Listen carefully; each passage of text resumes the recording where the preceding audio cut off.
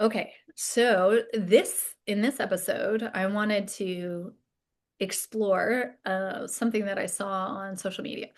And it was this like meme or whatever. It was an image that said something along the lines, because I didn't keep it. But it said something along the lines that men need discipline to accomplish their goals, and women need devotion to accomplish their goals. And right away, one of the things that's big in my world that popped up for me is here we go again. There is like an absolute, like there is it is like this or it is like this. And so I thought we could play with that a little bit.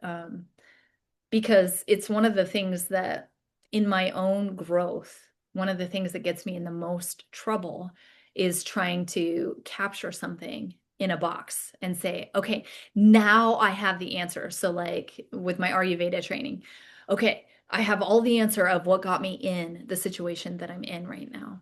And so now I know and I'm going to avoid it. And yet my training says that's kind of a waste of time and energy of our intellect, because what we're really doing is just assessing the situation now. Like, what do I need to solve this problem now? And then if I give it the right thing right now, then the problem is solved. And I don't have to worry about what I did for like 20 years or project into how I'm going to prevent any sort of discomfort in the future.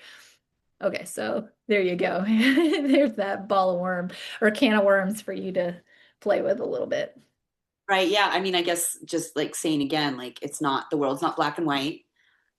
Males aren't all like this. Females aren't all like this. We're all different. And it's like so sad that we would have those distinct rules because it doesn't allow for that beautiful person to emerge because they're put in that box and like you're kept in that box. And if you try to get out of that box, like you're defying whatever natural law, although we know that's not what it is. And yeah, it's just not, it doesn't make sense to me that there is, because I'll do that too. Like, oh, if I can just this, then everything's going to be fine. Where it's not the case because we're changing continuously by the second, by the minute. And like how we approach something just yesterday might not work in the same way today, or the way we approach this one person won't really work to approach another person this way. And so, like, I can see that with your healing, like, this is what I need now, the key word being now, because this might not work later. And it's, I guess that's going into unconsciousness when you can just be like, oh, I'm just going to do this thing and just continue. Or it's almost like a laziness. I don't know if a laziness or a sitting in your comfort, sitting in your, right? Like it's better to walk the path. It's easier to walk the path in hell that you know than walk the path in heaven that you don't know. I so love that because again, that's the thing that like when we're here we are, we're talking about the Phoenix method and we're in the vault talking about this stuff, right? So one of our beginning sort of things is where are we at? Like, what rhythm are we in? Are we like fighting against ourselves? And sometimes that can be some sort of sense of devotion that has got us way out of our rhythm, way out of our flow. And sometimes it can just be rigid discipline that's what it is, that we're just doing the same thing over and over again. But what you said there was key is essentially it's just become something that's unconscious, whether it's devotion, because you can go, I mean, like how many people go to church on Sunday and they're totally checked out? That's not what they're doing, like they're not there in having this profound experience of connectivity with the source of who they are. You know what I mean? They're just kind of like going through the motions. So yeah, that's a great point. Yeah, I have to say I had pretty much that exact situation happen where I went to an Easter service at a little Catholic church. I mean, it's tiny enough to hold like 20 people or whatever. And I went for Easter. I'm not Catholic. I'm not religious. I don't choose any particular religion. I'm more spiritual. And I was there and I'm like crying, like I was just, the tears were flowing. And I was just like, I'm in this beautiful place. And this is like what we're doing here is we're in this place of God and we're, like, And I was just like, oh my God. And I looked around and I just see people just like, hmm. And I was like, well, I think I'm the only person who actually wants to be here. Everybody else is, feels like they have to be here. Yeah. And what a different experience. Like I'm over here crying and having this beautiful, amazing experience. And they're just like, when's this going to be over? I've also had the experience of like where discipline is so rewarding. Like, like people think of discipline as like, oh, I gotta make myself do it. And one of the things that I actually even shared it on my, a whole like reflection on my Facebook page was how like right after my yearly bi-yearly cleanse, I was doing my yoga, my sun salutes first thing in the morning, and then I went for a walk. And so this is my discipline. I do this because it helps my bowels move, and the whole, you guys might not know it, Ayurvedic term, but Apanavata, to move down and out, and it's really important for my bowel health and all of that. So I do it because it helps that. But what I was really finding was that this discipline, this daily discipline, was actually turning into a form of like such pleasure, such bliss, you know, because as I was doing it, I knew what I was doing was leading me to the result. And I was connected with that while I was doing the thing that was discipline. I mean, how many people pick up diets? Boy, have I done it.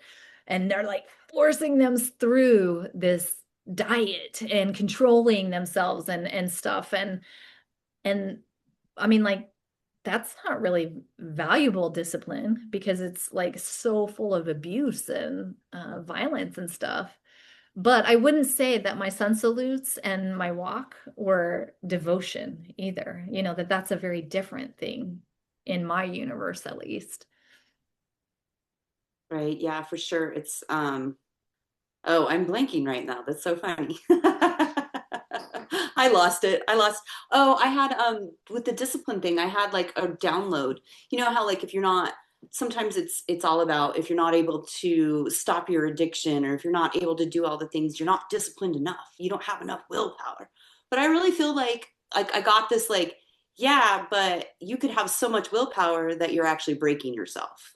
Like you're forcing yourself to be so disciplined and maybe you're not bringing in if I'm understanding straight, maybe you're not bringing in the devotion to this, like to where you're seeing how it's so amazing and you can see how it works out. Like we can break ourselves, we can shove ourselves into that burnout because we have so much will. And then the more you hear you don't have enough will, the more you force and force and force, and the more you put yourself down.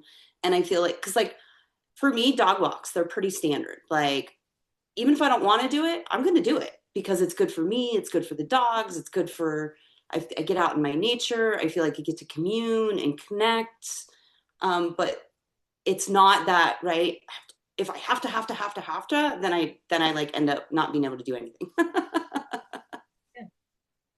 So I loved what you just were talking about because again, I feel like and maybe I'm being like too compartmentalized, but I feel like when we're really using discipline correctly, we are aware of all of the benefits it brings to us and whoever's participating. So, like you and the dogs, when you're going for the walk, you are aware of how that makes your guys' life and day better.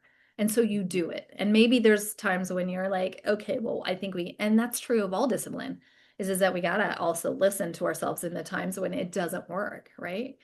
So I feel like that's like a really strong connection to the things that we do that we like if we had our druthers, maybe we wouldn't do those things.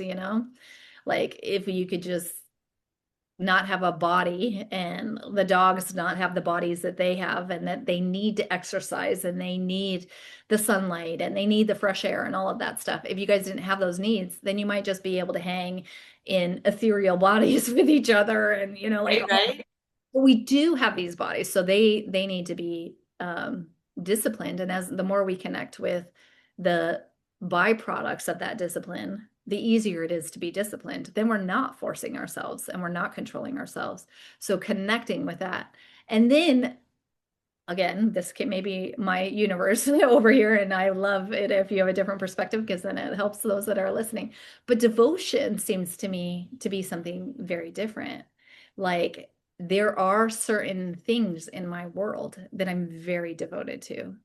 And it doesn't take discipline at all for me to like whatever it takes, whatever it needs at that particular, my husband's one of those things. And sometimes I also have to have some discipline in that relationship because my devotion can be so like, whatever. I will come up with whatever. You need me to pull the moon down from the sky. I will do that because I'm so devoted to you. And there are a few other aspects in my life that are like that for me. And I feel like that's different than discipline. It's just like this natural or effortless thing inside of me. And that there are things like there are rituals that I can um, create to bring more of my devotion forward to other aspects, you know? So that might Yeah, be that use discipline with devotion. I'm not sure. Anyway, so you tell me what you think. I use devotion to help with the discipline. I don't know.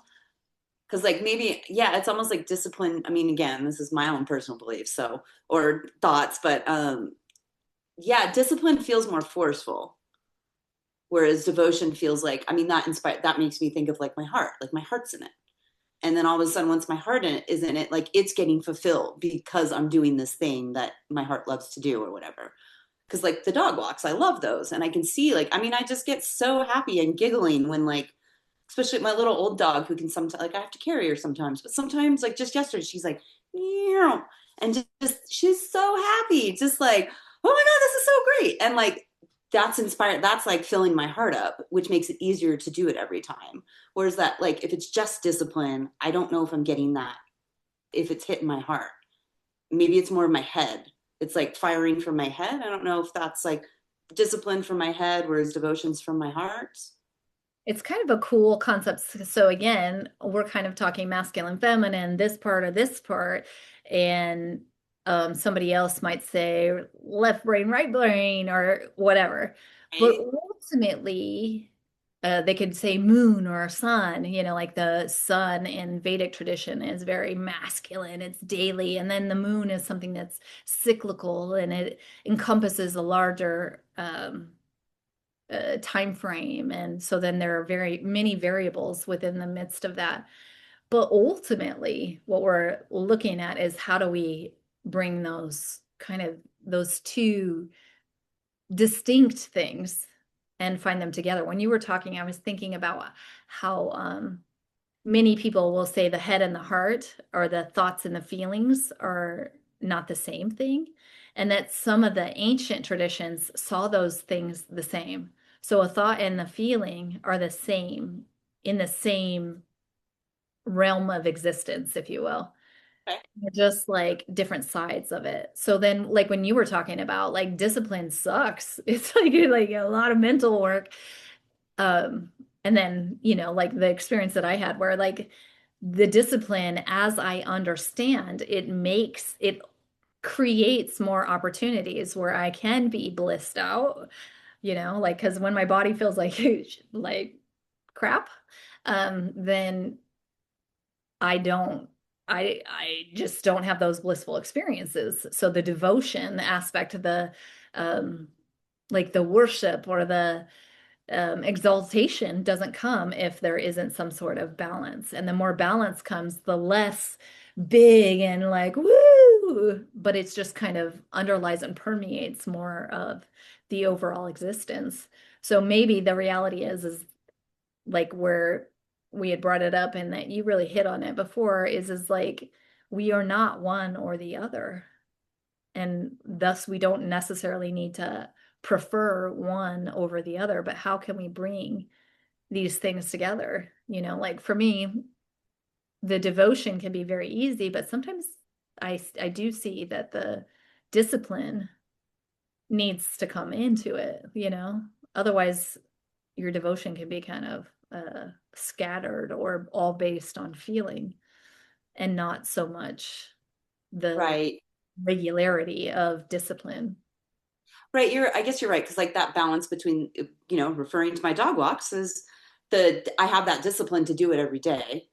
Because even though, I don't always feel like doing it, but like that discipline of, well, we got to do it. We all got to do it. It's going to make us feel better. Like that can then all of a sudden I can get out there. Maybe I'm not feeling so well. And then once I start getting moving, then all of a sudden I'm like, oh yeah, this is great. Oh yeah, yeah, yeah.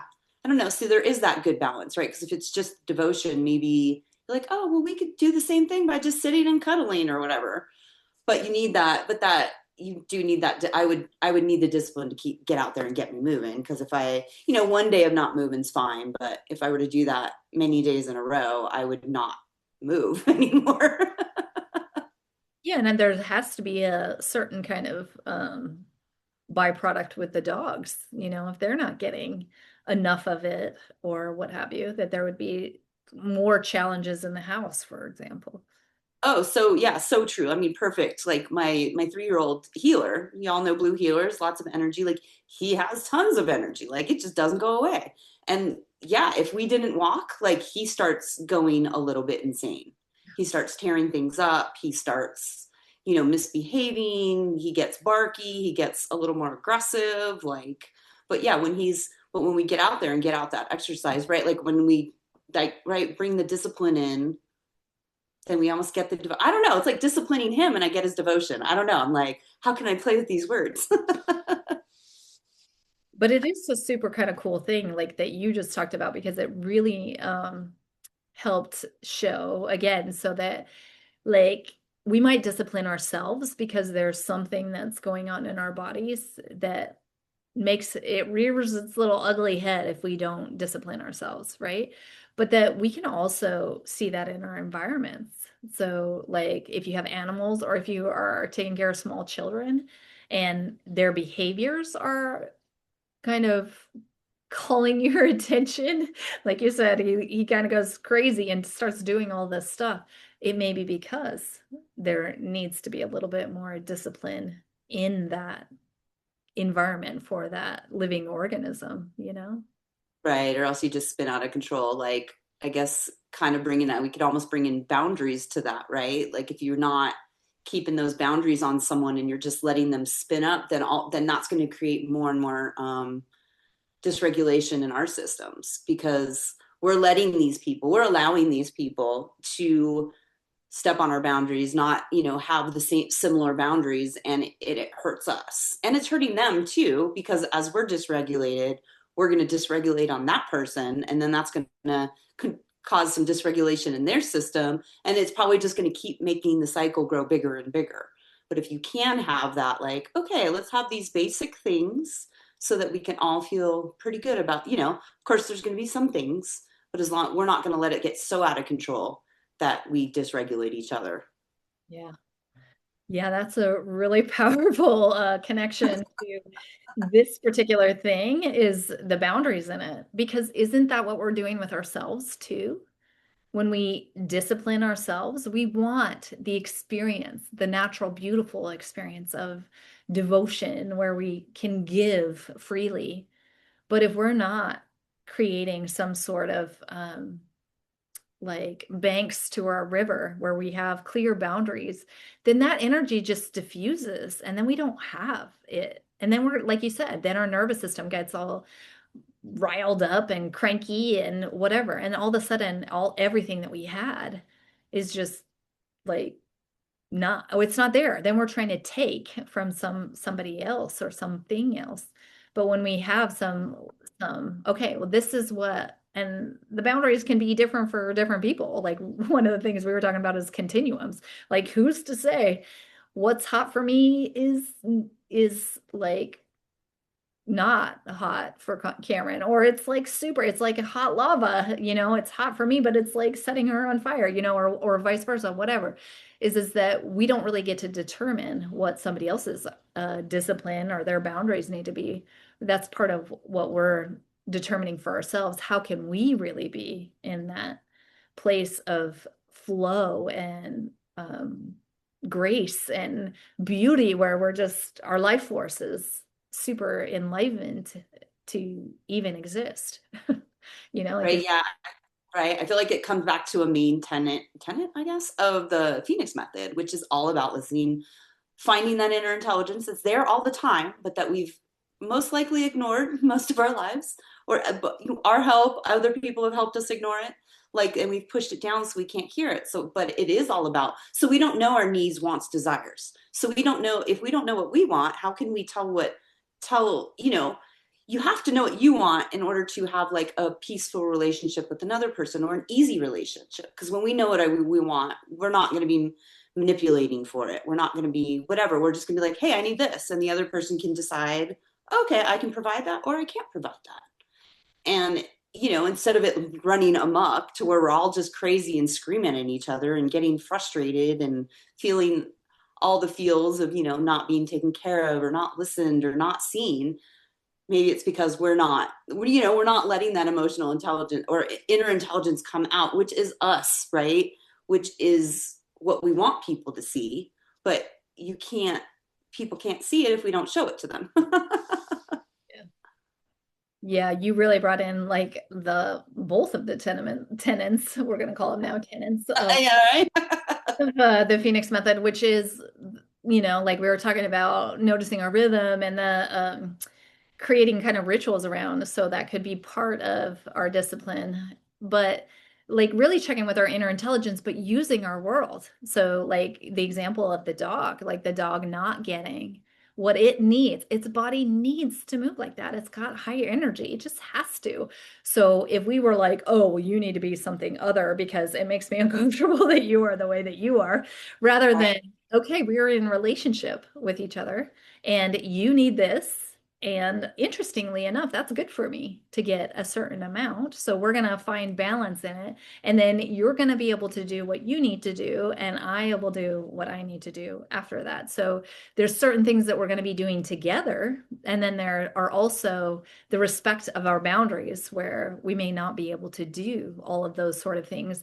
And when we're coming from what are a greater connection of our own inner intelligence and what it is expressing through us, it's much easier for us to make those determinations that allow me to be 100% fully me and express myself while allowing somebody else that has a very different experience of, again, hot, cold, to respect what their body is saying to them, like, Yeah.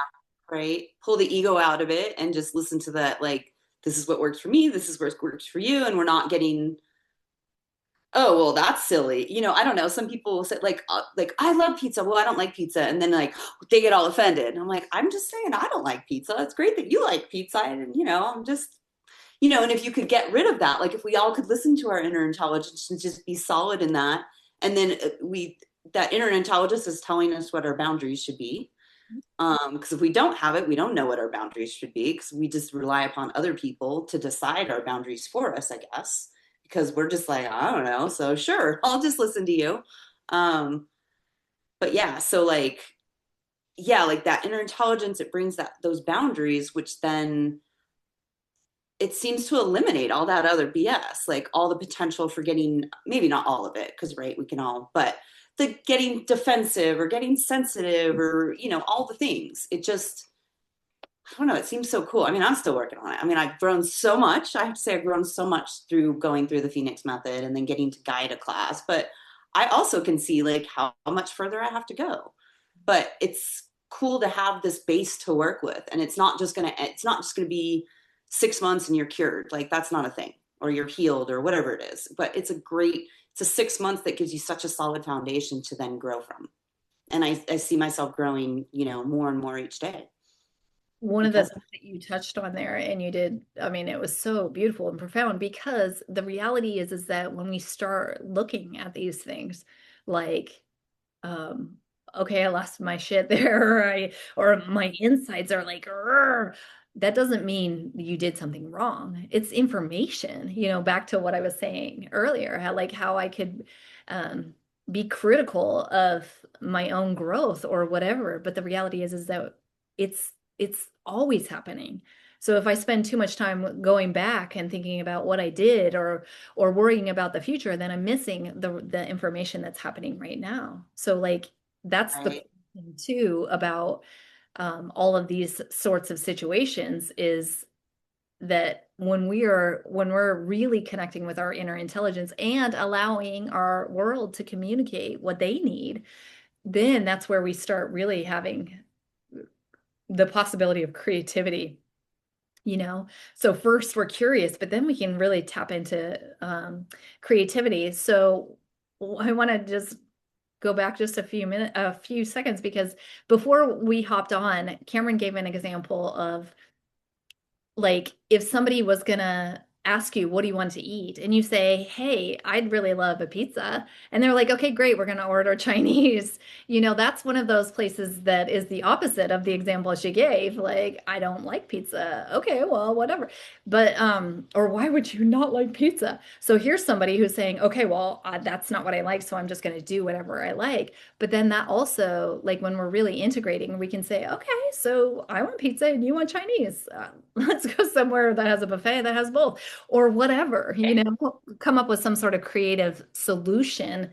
Again, like, the various different things. It puts us in that place of creativity where we can access all sorts of things rather than in the blame and criticism and shame and, like control, like you have to be X, Y, and Z. Instead, we can be uniquely us and also experience profound love connections with our world around us. And that's the one thing I have to say that I have loved about the Phoenix method, even if it was inspired and came out of me, applying it seems to deepen my connection and my relationship with others, because it's no longer like I'm not looking at the things that pop up as signs of right or wrong. It's just information that I can use to improve the quality, and that, like you said, never ends. It's going to be forever. Somebody's going Yeah. to present something that I'm like, whoa, okay, I did not see that part of myself. So now we're going to challenge me to get even bigger. Right. But so cool. Like, great. You listen to the inner intelligence, you figure your wants, desires, you get those boundaries, you've created your safe space, and now you can just enter the world. And especially if you can, keep practicing more and more, because you're always going to, there's always going to be a situation that can dysregulate you. But I feel like the more you practice, the more solid we get in ourselves and what we want, what works for us, what keeps our systems whole, the more we can then go out and help other people too. And like maybe this world wouldn't be so crazy if all of us could be able to just figure out what we want, what we desired. If, like, for me, love is a huge big thing, so if I can just try to live, speak, act, and think from love and embody love and share that love, like, if every I feel like, like that's how I'm giving to the world, because I share it to whoever, and that stuff does, it's like good. You say something nice to someone and you might make their day. You say something and they go along and they say nice things to somebody else and it makes their day and it grows. The same can be the opposite. We can do that the opposite. And I guess we have to decide if we want to be spreading the joy or spreading all that dysregulation, maybe. Yeah, yeah. And such a beautiful thing that you're talking about, because like spreading the love can also be sharing those boundaries. I mean, it absolutely is those things. But if we're not doing it from it's your fault and you're responsible for my boundaries and oh, woe is me and I'm such a victim. But hey, these are my boundaries and this is what I can do and what I can't do. Or you know what, you're crossing the boundary. So I'm going to need you to whatever, whatever, whatever. That is actually love. That there is a deep experience of love there, especially when there are two people who are receptive to the signals and the information that the world is bringing to them. Right, because is it love when we allow someone to continually hurt us or continually hurt other people or themselves? Like, you're right, like that's not really love.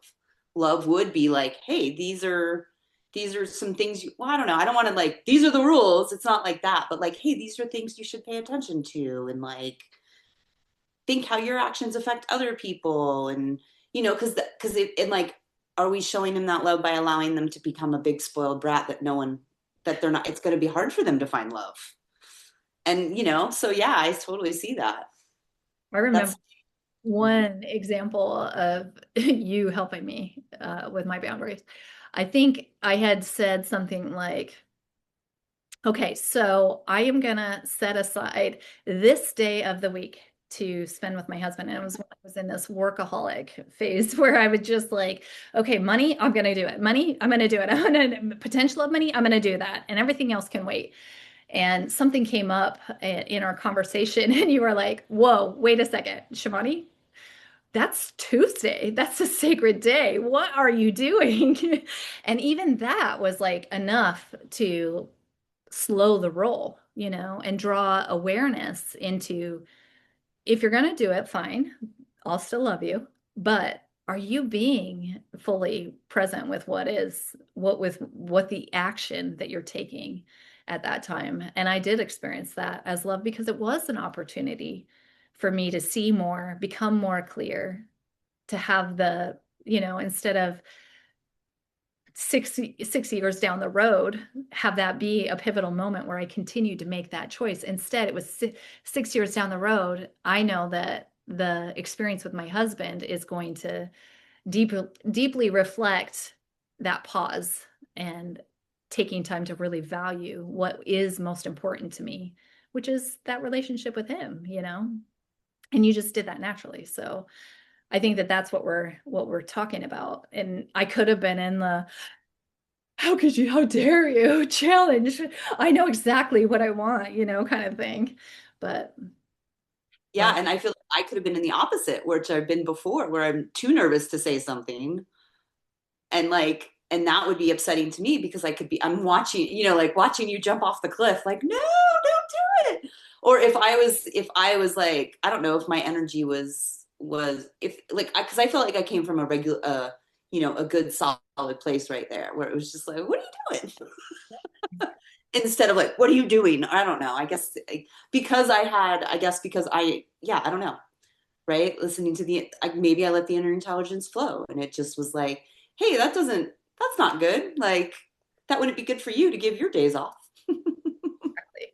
exactly. I just felt like it was I see you and I see something and I just want to know if you see it too. Like I said, I didn't experience you being which I think you were wanting to draw to the surface. This is that sometimes people say stuff about what it is that you're doing because they're invested in the choice that you're going to ultimately make, and then they're guilting and shaming you for those types of things. And that's not what was taking place. Instead, it was just like, hey, are you being aware right now? Because, normally you're pretty aware with your choices, but right now it kind of seems like you're not. So just help me out. Are you? And again, I feel like that is a little bit more of that the love relationship where you are respecting and valuing what somebody else's inner intelligence is, but you're not going to just sit there and say nothing, or challenge it. Yeah, because I feel like, I mean, that's what we're here on this planet for, is to be able to help each other and like don't let each other hurt ourselves or hurt other people, or we're supposed to be here to inspire the best. Yeah, one of my favorite quotes in one of the books is either um, the only responsibility that you have is to either knowingly or unknowingly um, act, like act against essentially yourself, because it's the same consciousness is underlying and permeating everything. So this is getting a little spiritual for those that are not, but like whenever we are either on purpose or on accident, we don't even know that we're venturing into a space that's going to result in harm. That these are things that we want to avoid. So obviously, having communities where we can share what it is that's going on with us Like you said, sometimes what is happening is that we're just becoming dysregulated by a particular situation, which is going to happen. Somebody's going to die, or there's going to be an accident, or there's going to be whatever, and your physiology absolutely will be affected by that. But when we have strong communities that we can go to and be like, all right, I just need some reflection. I got to share what's going on, and then now you guys tell me what you see. But if we're too afraid to say anything, like you had mentioned, and I know that I have done, man, boy, have I done it, is I'm just not going to say anything. Or I'll just say what's nice and what's going to make the other person feel good. Then I'm supporting them and going down the wrong rabbit hole. Yeah. And it makes their life more difficult and our life more difficult, right? Like this, like the kid or the dog that you just let continue the bad behavior because it's easier. Because it's easier to allow it than get up and say something that could potentially, I'm probably not with the kid or the hopefully not with the kid or the dog, like ruin that relationship. With adults maybe more so, but yeah, I don't know, like if you put in that time of correcting that behavior, or I mean, I don't want to say correcting because is that like that can almost seem out like controlling or whatever, but maybe inspiring that person to see something. Yeah. So then, I would say bring awareness to it, because yes, if we're not attached, then just drawing attention to a particular situation can be extremely beneficial. And then I think that there's also a trick in that, because that's also something that I am evolving and growing out of, is that sometimes as we draw attention, we can draw attention a little too much instead of seeing where it's becoming our thing. Like if somebody that we love is like, we say, hey, you know what, you're knocking yourself on the head with that. Like you're just kind of repeatedly hitting yourself in the head with a hammer. And okay, we've drawn your attention to it. You are doing it. And now you're doing it. Do I need to keep drawing your attention to it if that's what you're choosing to do? You know what I mean? right, because right, and then that because at that point you're kind of being unloving because you're not seeing the person as they are. So I mean, there is like right maybe that fine balance where you want to right bring awareness and help them, but then again, if they're not in that spot, they're not ready to move forward, then we're like being unloving by like it becomes nagging, I guess, right? And it becomes critical and criticism instead of helping. Because I want to bring to bring it to a close. cohesiveness and closure, maybe. So one of the things that we started with is it this or is it this? And then as our conversation goes on, that we're ultimately coming back to the same sort of thing. It is this and it's a little bit of this, but not too much of this. And so what are we really talking about is that that life is constantly moving and changing. And ultimately, what we could do if we wanted to experience ourselves flowing through that is realizing how it's constantly changing and be more present with it. And then maybe using spaces that are supportive of you becoming more aware of what's going on so that you can make those microscopic or minutia little decisions in each moment. You know what I mean? Yeah, for sure. Like you need to figure out is because like back to the discipline and devotion, like is discipline appropriate in this situation or is devotion? And it's not going to be 50-50 all the time. Maybe it's some maybe you're lucky it's 50-50. It might be 80-20. It might be 100-0 sometimes. But like and if you were so if we were all stuck in that rigidity and that black and white, then gosh, I don't even know how that would play out. Not good. But because we would just make ourselves sicker and sicker because we'd be applying like old like it's like us bringing our past into our future where we're bringing our old programming forward.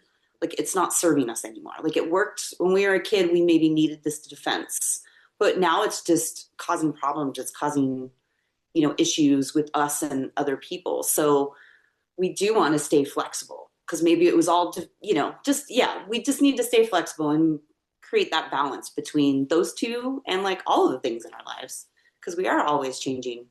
Absolutely. Yeah, so we'll wrap it up on that. And I'll just say that that is essentially what we play with when we're in our Phoenix Method cohorts, is we play with learning the resonance of what that perfect balance is inside of ourselves.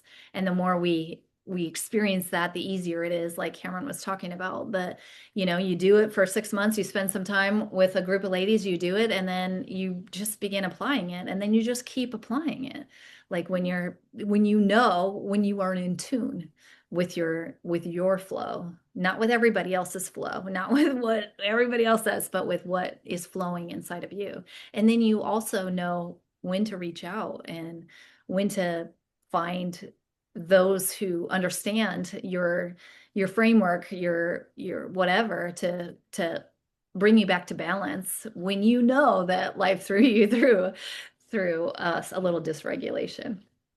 Yeah, it's creating that foundation for retraining ourselves out of the bad habits and bringing, yeah, just awareness to everything in our lives. It's super cool. All right, well, we're going to wrap it up there, and thanks for tuning in, and we'll see you next time. Thanks. Bye.